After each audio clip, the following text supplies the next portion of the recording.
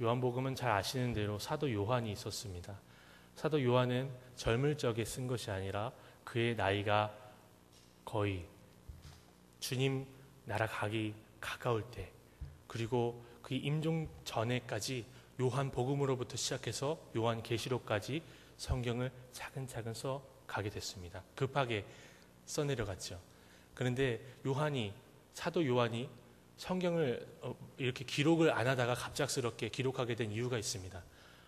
교회 안에 내외적인 핍박들이 생겼고 교회가 위기 가운데 몰려 있는 상태에서 요한은 두 손 두 발 움직이면서 돌아다니면서 성도들을 권면할 수 없어서 권면하는 목회적인 마인드, 목양의 마음으로 이 요한복음부터 요한계시록에 요한서신을 썼다고 합니다.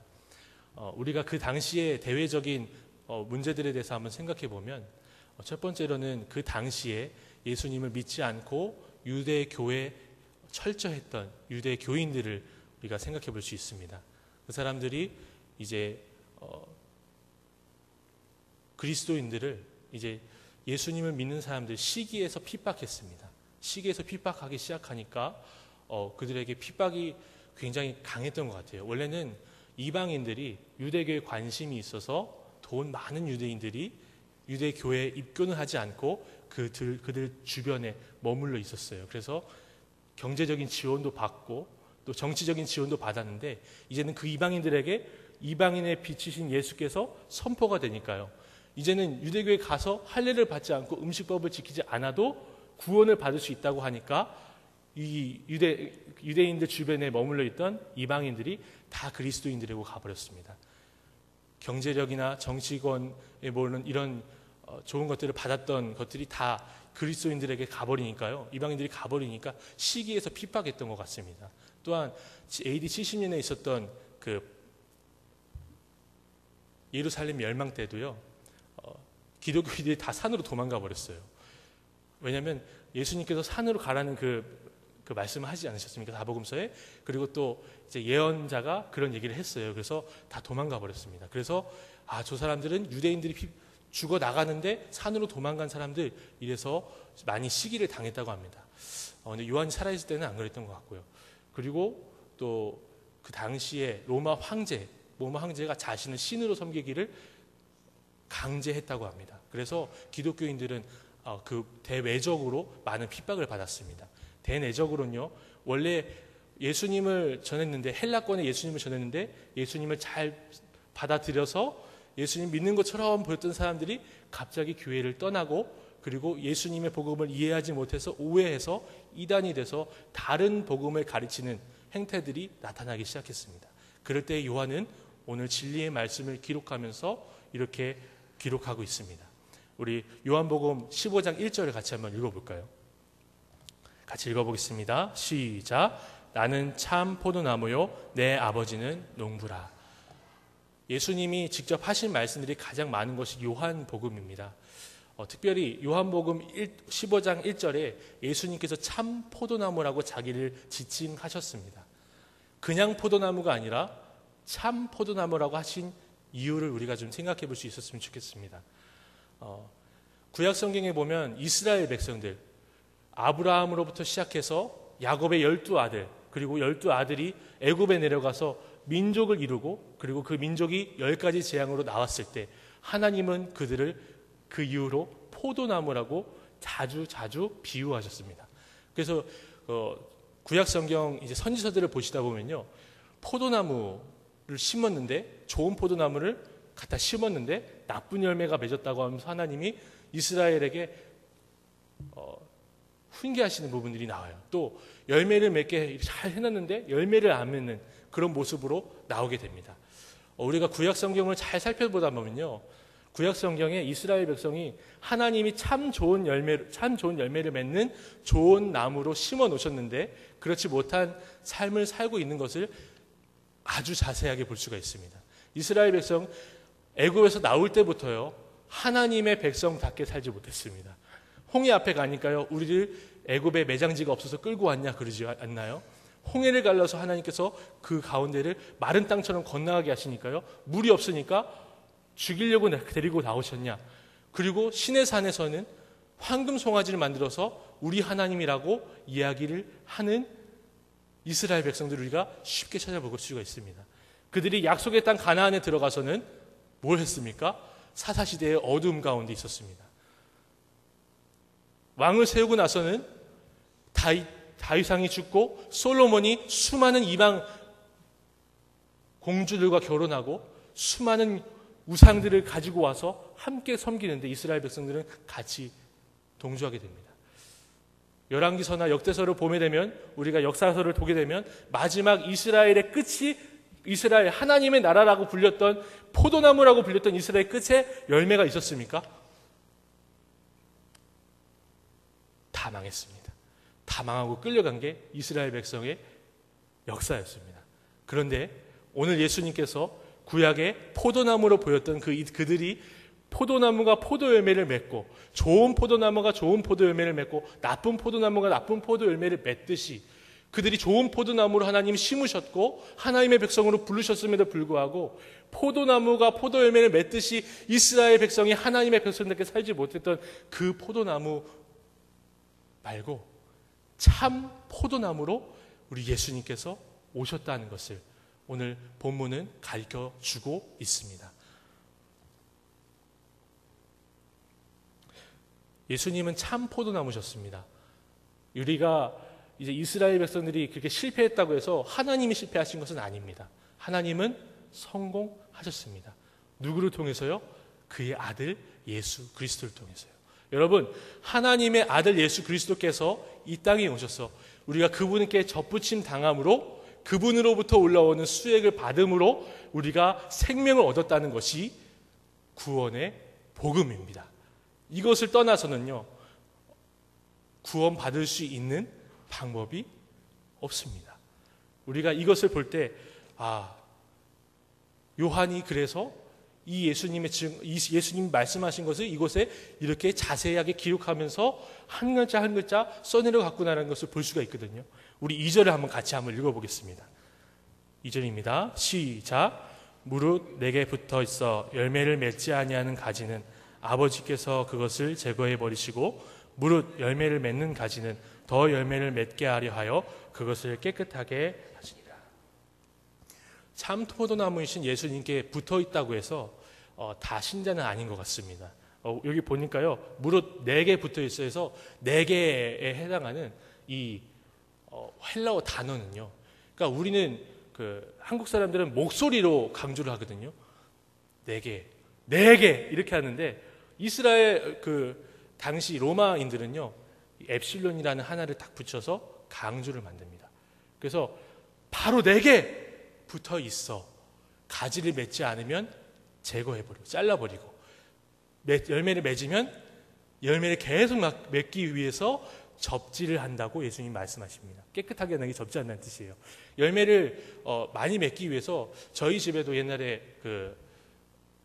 2층 집에 잠깐 얹혀서 살았을 때 주인집에서부터 타고 온 포도나무가 있었습니다. 이 포도나무가 있는데요, 꼭 주인집에서 이제 가지를 엄청 잘라요. 그런데 엄청 가지를 자르고 나면 볼품 없어지는데, 이게요, 이제 여름에 햇볕을 맞고 열매를 맺기 시작하면요, 가지를 잘라낸 것만큼 이 포도나무가, 포도 열매가 무성하게 나는데요, 얼마나 보기가 좋은지요. 제가 그래서 말도 없이 여러 번 따먹은 적이 있습니다. 여러분, 우리가 성만찬 만찬식 할 때요, 이제 빵이랑 포도주를 조그맣게 잘게 잘라서 먹지 않습니까? 우리가 아무리 사랑하는 성도지만 우리가 삼시세끼를 항상 그렇게 다 나눠 먹어야 된다고 생각하고 그렇게만 먹는다면 우리는 삐쩍 마를 것입니다. 그렇죠? 빵을 한 덩어리 이렇게 준 게 아니라 그거를 다 나눠서 성도들이라고 다 나눠 먹어야 된다고 생각해 보세요. 그러면 그거를 매 끼마다 그렇게 먹는다면 삐쩍 마를 거예요. 근데 이제 그 빵 한 덩어리를 다 먹는다고 생각하면 우리가 살이 오르고 그리고 몸이 활기가 돌 거예요.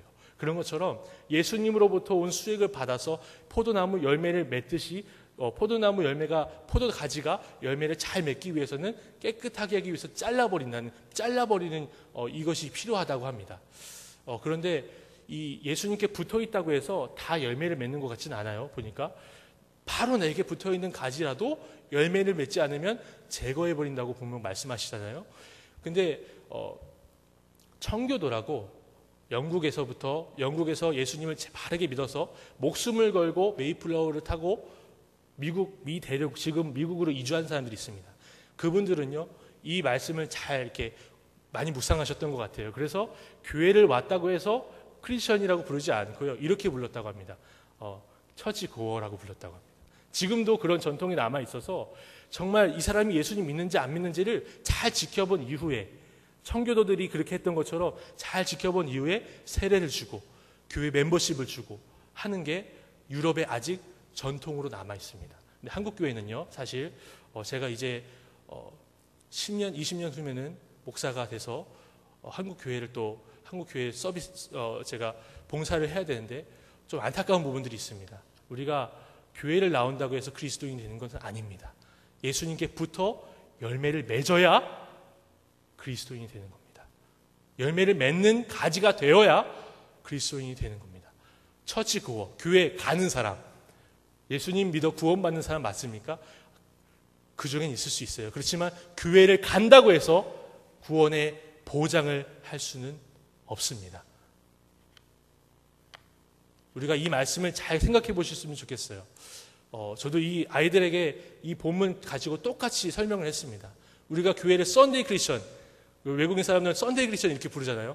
주일에만 그리스도인 돼서 십자가 목걸이하고 성경책을 들고 교회에 출석한다고 해서 구원이 보장받고 생명책에 내 이름이 있겠다라고 하나님께서 말씀하시지 않으셨어요. 우리 주님께서 뭐라 말씀하셨냐면 내게 붙어 있어 열매를 맺어야 된다라고 말씀하셨어요. 그 사람에게 우리 주님께서는 구원을 허락하셨다라고 말씀을 하고 있습니다. 우리가 생각해 볼 때 그렇다면 열매 맺지 않는 가지는 다 제거해서 없애버려야 되나? 이 땅에서는요, 기회가 있습니다. 우리가 이제 구원받은 사람, 안 받은 사람을 판단하기 위해서 이 말씀을 하신 게 아니에요, 사실은. 우리 자신을 돌아보라고 하신 말씀이에요. 내가 진짜 열매를 맺는 사람인가? 교회만 다니는 사람인가를 한번 돌아보시면서, 우리가 옆에 보면요, 열매 맺지 않는 성도들을 보면서 위에서 기도해주고 위에서 사랑해줄 수 있는 그런, 나는 사랑하고 하나님은 자르시고 그런 관계가 돼야 한다고 주님께서 말씀하고 계시는 겁니다. 우리 3절을 이어서 같이 한번 보겠습니다. 같이 읽습니다. 너희는 내가 일러준 말로 이미 깨끗하여 졌으니. 여러분, 예수님께서 이렇게 말씀하십니다. 열매를 맺으면 깨끗하게 하고 열매를 맺지 아니하면 잘라 버린다라고 말씀하셨는데, 여러분 제자들이 깨끗하여진 이유가 예수님을 쫓아다니면서 열매를 맺고 있기 때문에 깨끗하게 하셨습니까? 다시 한번 물어보겠습니다. 여러분, 예수님이 따라다니던 이 12제자, 이 얘기를 듣고 있는 12제자가 예수님이 깨끗하게 해줄 만한 일들을 하여서 예수님이 깨끗하게 하신 것 같습니까? 그렇지 않습니다. 예수님께서 먼저 깨끗하게 되었다라고 선포하십니다. 또 예수님은요, 이렇게 말씀하십니다. 너희가 이미 깨끗하여 졌다라고 말씀하시는데요. 여기서 생각해 볼 것이, 우리가 예수님 믿고 구원받는 것이 그냥 우리가 열심히 해서, 우리가 무엇을 해서, 그래서 착한 행동을 해서 윤리강동을 만들어서 우리가 그대로 딱딱딱 지키고 하나도 어기지 않아서 구원을 받았다고 이야기하는 것이 아닙니다. 하나님께서 택하셔서 하나님께서 접붙이시고 하나님께서 열매를 맺게 하실 때 그때 구원받았다고 얘기를 하는 거예요. 그런데 지금 광화문에서 무엇을 준비하고 있죠? 천주교인들이 시복식 준비하고 있습니다. 교황이 한국에 내한해서 시복식을 친히 주관한다고 합니다. 제가 인터넷에 찾아보니까 이 시복식은 성자가 되기 바로 직전에 사람을 이 사람은 성자로 칭해질 예비 단계라는 것을 딱 보여주는 복자의 단계로 시복식을 한다고 합니다. 복자가 되는 단계로요. 가톨릭은 철저하게 윤리 종교같이 그렇게 행동을 하고 있습니다. 사실은 가톨릭은 중세부터 제가 배워온 바로는 하나님의 은혜로 어느 정도 구원의 중간까지는 갑니다. 그러나 완전한 구원은 아닙니다. 그 이후로 구원까지 가기 위해선 뭐가 필요하냐면 공로가 필요합니다. 예수님의 공로가 아니고요. 여기까지 올라온 건 하나님의 은혜고요. 더 올라가서 구원에 딱 이르기까지는 교회의 공로가 필요합니다. 개인의 공로가 필요합니다. 개인의 공로가 부족하잖아요. 그러면 성자들의 공로, 성자들의 잉여 공로라고 해요. 구원을 그러니까 구원을 받고도 남을 정도로 잘한 거를 가지고 이 사람이 덧입혀줘요. 그러면 그렇게 구원을 된다고 하더라고요. 제가 그거 보면서 시복식은 그렇다면 구원을 받을 만한 통로를 마련하는 거 아닌가라는 생각이 좀 들었어요. 이 성자들을 통해서 이렇게 열심히 살았던 그 사람들을 통해서 우리가 구원을 받는다면 그 사람들도 구원의 통로가 아닌가. 그런데 분명히 성경은 말하고 있습니다. 내게 붙어서 열매를 맺는 가지여야 내 가지고 구원받은 사람이다 라고 분명히 얘기하고 있는 거예요. 그래서 우리는 천주교와 다릅니다. 이 부분에서 분명하게 다릅니다. 제가 군대에 있을 때 제가 군종 부사관이었어요. 그러다 보니까 교회, 불교 법당, 그리고 천주교 성당까지 제가 다 관리를 했습니다. 그러다 보니까 법당, 천주교 성당, 그리고 이런 데 다 보면요, 군종병들이 한 명씩 살아요. 거기는 또 특별하게 천주교는 이제 그 학사라고 해서 신학생을 학사라고 부르고 거기다 세워놓더라고요. 그래서 제가 가서 대화를 나눠본 적이 있습니다. 요즘은 기독교랑 천주교랑 어떤 관계냐 이렇게 물어봤습니다. 그랬더니 그런 얘기를 하더라고요. 다른 종교라고 합니다. 이렇게 얘기를 하더라고요. 기독교에서는 천주교를 뭐라고 부르냐면 이단이라고 부릅니다. 근데 거기서는 아예 다른 종교입니다. 이렇게 얘기를 하더라고요. 물론 그 친구가 저에게 혼이 나지 않기 위해서 말을 돌려서 했는지 아니면 진짜 그렇게 얘기하는지 모르겠습니다. 그렇지만 구원의 방법, 구원의 통로는 오직 예수님밖에 없습니다. 내게 붙어 있어 가지에서 열매를 맺는 자들만이 구원을 받는다고 분명하게 예수님은 선포하고 있습니다. 우리 4절을 제가 한번 읽어보겠습니다. 내 안에 거하라. 나도 너희 안에 거하리라. 가지가 포도나무에 붙어있지 아니하면 스스로 열매를 맺을 수 없음 같이 너희도 내 안에 있지 아니하면 그러하리라.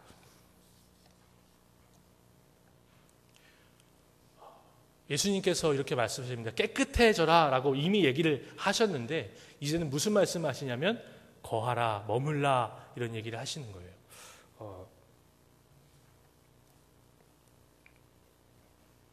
우리 구원은 세상에 속한 방법이 아니라 하나님의 아들이 주시는 일방적인 그리고 실패하지 않는 방법으로 받았습니다. 이제 구원받은 하나님의 자녀들은 세상이 이해하지 못하는 방법으로 주님이 우리 안에 그리고 우리가 주님 안에 있는 그런 관계가 하나님의 아들과 맺어진 거예요. 그런데 중요한 것은 포도나무 가지가 포도나무에 붙어 양분을 공급받듯이 우리가 하나님과 그런 관계 안에 있을 때만 자연스럽게 하나님의 백성다운 삶을 살 수 있는 건데 열매가 먼저가 아니라 그리스도께 붙어있는 게 먼저라는 사실을 우리가 생각해 보아야 합니다. 열매가 먼저가 아닙니다. 그리스도께 붙어있는 겁니다. 그런데 우리가 하나님의 백성답게 살자 하고 띠를 두르고 플랜카드를 붙이고 우리 아이들에게 여름송이학교도 그렇게 가르쳤어요. 사실은 싸우지 마. 하나님 사랑, 이웃 사랑이라는 계명을 주셨어. 싸우지 마. 이렇게 가르쳤어요. 그런데 기독교는 다릅니다. 윤리 교육이 좀 다릅니다. 어떻게 하냐면 예수 안에 붙어 있으라. 예수 안에 붙어 있으면 예수님의 백성답게 살 수가 있다. 라고 가르치는 기독교 교육이에요. 뭐 하지 마라 해라 두 가지를 나눠서 가르치는 게 아닙니다. 우리도요, 우리 자신 가운데 우리가 매일마다 말씀을 보고 기도하는데 기도하지 않으면 우리도 윤리적인 도덕적인 강령을 가지고 하나님 백성답게 살 수 없습니다. 우리가 예배하지 않고 우리가 주님 앞에 마음을 다 드리고 눈물 콧물 짜면서 기도하지 않고서는 열렬하게 기도를 실행하지 않고서는 우리가 주님 백성답게 살 수가 없습니다. 이것이 기독교의 비밀이고 예수 믿는 것의 신비입니다. 우리가 5절을 다시 한번 보면 나는 포도나무요 너희는 가지라. 그가 내 안에 내가 그 안에 거하면 사람이 많이 열매를 맺나니 나를 떠나서는 너희가 아무것도 할 수 없습니다. 여러분, 예수님을 떠나서도 잘하고 있는 이 세상을 보았을 때 이 말씀이 이해가 안 될 수도 있습니다. 예수님을 떠나서도 세상은 계속해서 발전하는 것 같고 다 잘 사는 것 같고 나보다 행복하게 사는 것 같아 보여요. 개그 콘서트의 억수르처럼 그냥 자동차 여러 대 갖고 다니고 그리고 내가 하고 싶은 거 다 돈 가지고 다니면서 내가 하고 싶은 대로 사는 사람들 보면요, 예수님 안 믿어도 그렇게 하는 사람들 보면 행복해 보여요.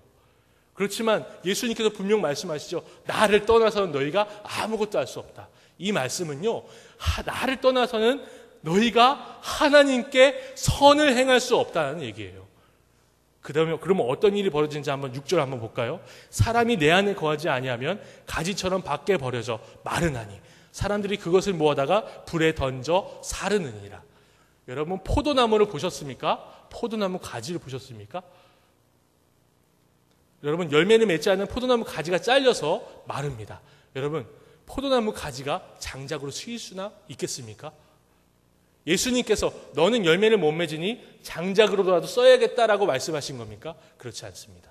포도나무 가지는 장작으로 쓰기에 제일 안 좋은 나무라고 합니다. 가시나무도 그렇고요. 무슨 말이냐면 심판이 기다린다는 거예요.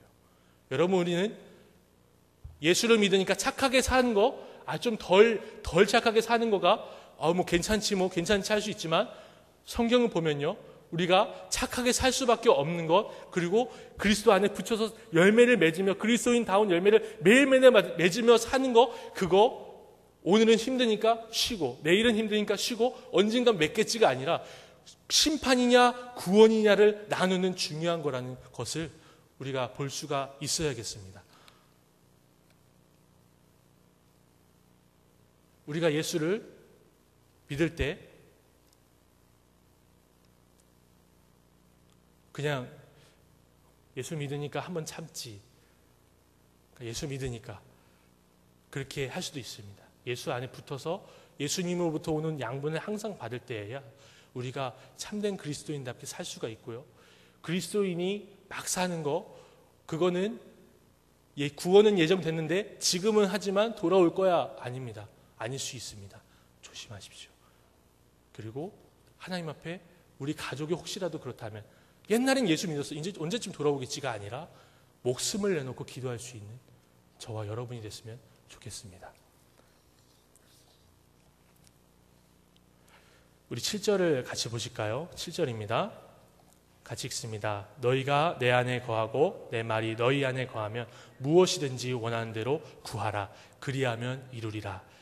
우리가 이 말씀을 아주 한국교회에서 자주 이용합니다. 우리가 주님 안에 있고 주님의 말씀이, 주님 말씀 들어서 말씀이 있죠? 무엇인지 구하세요. 이루어질 겁니다. 그래서 한국교회는 기도하면 하나님이 다 이루시는 교회고, 한국교회는 하나님이 기도하면, 말씀 안에 거하니까 기도하면 들어해 주신다고 소나무 뿌리를 뽑아가면서 기도했던 교회입니다. 그런데요, 제가 그렇게 말씀을 이해하고 있다가 말씀을 다시 한번 참고해 봤을 때 앞과 뒤에 있는 문맥을 한번 다시 볼까요? 우리 8절을 같이 읽어봅니다. 8절입니다. 너희가 열매를 많이 맺으면 내 아버지께서 영광을 받으실 것이요 너희는 내 제자가 되리라. 여러분, 이 기도하라는 내용이 너희가 원하는 대로, 너가 하고 싶은 대로 다 구해서 받아먹으라 라는 말씀일까요? 근데 왜 바로 예수님께서 열매를 많이 맺으면이라고 하셨을까요? 이 말씀은 열매를 맺는 가지가 구하는 내용이 주님의 뜻하심과 비슷하게 되어서 주님의 열매를 맺기 위해서 기도하라는 뜻입니다. 우리에게서부터는요, 열매 맺을 만한 아무것도 없습니다.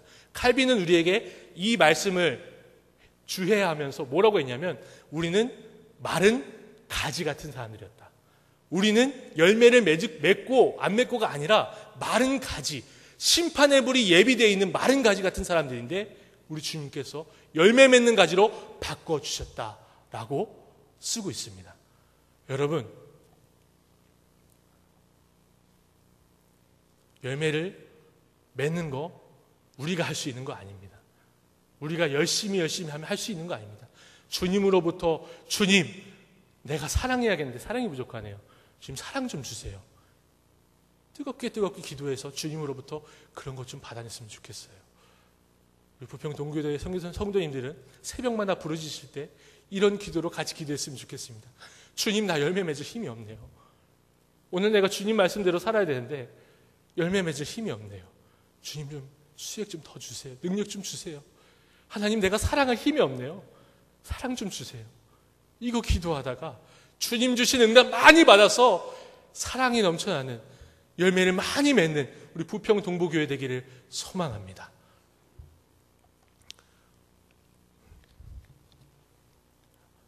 제가 마지막으로 우리 12절부터 제가 한번 읽어보겠습니다. 내 계명은 곧 내가 너희를 사랑한 것 같이 너희도 사랑하라는 이것이니라. 사람이 친구를 위하여 자기 목숨을 버리면 이보다 더 큰 사랑이 없나니 너희는 내가 명하는 대로 행하면 곧 나의 친구라. 여러분, 사람이 친구를 위하여 자기 목숨을 버리면 이보다 더 큰 사랑이 없다라는 이 문구는요, 플라톤 학파에서도 얘기했던 거고요, 예수님이 오시기 전에 있었던 학자들이요, 그리스에도 있던 거고요, 중국에도 펑요라고 해가지고 여러분 영웅 본색이라는 영화 보셨습니까? 네, 저도 되게 어렸을 때 재밌게 봤는데요. 친구를 위해서, 의리를 위해서 목숨을 버리는 그런 사랑들 세상 사람들이 많이 보여주고 멋있다, 우리는 진짜 사랑하나 보다, 멋있다, 우정 최고다 라고 많이들 합니다.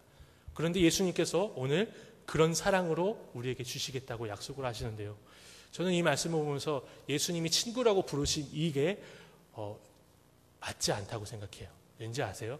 예수님은 우리랑 동등하게 대할 수 있는 분이 아니세요. 예수님은 인간으로 오셨어요, 분명히. 그렇지만 하나님과 본질적으로 같은 삼위일체의 하나님이세요. 그러면 예수님은 어떤 분이시냐면 6일 동안 창조하셨고 7일째 쉬신 그 하나님이세요. 그런데 그 하나님이 피조물 보고 친구라고 부를 수 있습니까? 저는 이게 맞지 않다고 생각했어요. 그런데요, 깜짝 놀란 게 있어요. 내가 사랑한 것처럼 너희도 사랑하라는 계명을 주시면서 예수님은 내가 너희를 종이라 부르고 죄인이라 부르고 쓸데없는 마른 가지 같은 너희를 위해서 내가 오늘 죽어줄게. 이제 이 말씀을 끝나고 나서, 마지막 만찬이 끝나고 나서 예수님은 가야바 궁전에 뜰에 잡혀가셔서 이스라엘 백성들이 십자가에 못 박으라는 그 얘기를 들으시고 십자가에 못 박아 친히 자신의 몸을 깨쳐서 우리를 위해서 주십니다. 여러분, 그런데요, 예수님 이렇게 충분히 말씀할 수 있어요. 내가 너희 종, 너희 죄인들을 위해서 대신 죽어주는 거야. 고맙게 생각해야 돼. 할 수 있지 않을까요? 예수님은 그럴 수 있는 충분한 자리에 있는데 내가 친구를 위해서 죽는다라고 말씀을 하셨어요. 이것은 우리 주님께서 우리에게 주신, 교회에 주신 큰 은혜입니다.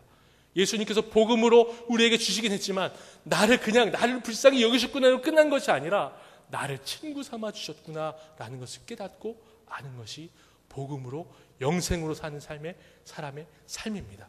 그렇다면 예수님께서 나를 친구 삼아 사랑해 주셨던 것처럼 나도 주님이 내가 너희를 사랑했던 것처럼 너희도 사랑해라 했던 그 말씀은 어떤 걸까요? 내가 지나가다가 불쌍한 사람 보여서 에이 거지니까 1,000원 주는 그런 사랑일까요? 아니면 내가 내가 주일학교 학생들을 위해서 어리지만 그래도 내가 선심 쓴다라고 하는 그런 사랑일까요? 그렇지 않습니다. 친구 삼아 사랑하는 사랑입니다.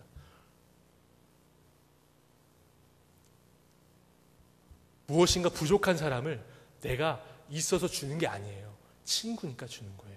그리스도인들의 사랑은 우리 예수님께서 가르쳐 주신 이 사랑, 포도나무 가지가 포도나무에 붙어있는, 그래서 열매를 맺을 수 있는 이 사랑, 이 계명은요, 다른 사람들, 나보다 비천하고 나보다 돈 없고 나보다 천하고 나보다 못생겼고 나보다 뭔가 부족하고 모자란 사람들을 친구로 삼아 사랑하라는 명령입니다. 우리가 나이가 많다고, 한국교회에서 나이가 많다고 어린아이들을 많이 무시했어요. 혹은 장애우들을 무시했어요. 혹은 나랑 친하지 않는 사람들을 무시했어요. 그러나 오늘 말씀을 듣고 깨달음이 있으신다면 여러분 친구 삼으시길 소망합니다. 저도 그렇고요. 마음속에 친구를 삼으시고 우리가 예수님이 나를 그렇게 사랑하셨던 것처럼 우리도 그렇게 사랑할 수 있기를 주님께 간절히 구하는 우리 모두가 되기를 소망합니다. 그래서 10년 뒤, 20년 뒤, 50년 뒤 한국 교회가 지금은 조금 우리가 좀 부족하고 부끄러운 모습 많이 보이지만 우리가 우리 후대, 우리 주일학교 학생들에게 교회 신앙을 물려줄 때쯤이 되면 우리 아이들이 정말 나를 친구처럼 사랑했던 선생님, 나를 친구처럼 사랑했던 그분들, 나도 그분들처럼 예수님이 나를 그렇게 사랑하셨으니까 나도 사랑해야지 하고 해서 한국 교회가 혹시 미래학자들이 그렇게 얘기하듯이 한국 교회가 많이 문을 닫고 이단에 넘어가며 주일학교가 많이 줄어든다 할지라도, 작아진다 할지라도 생명 있는 한국 교회로 거듭날 수 있는 은혜가 있기를 소망합니다. 기도하겠습니다.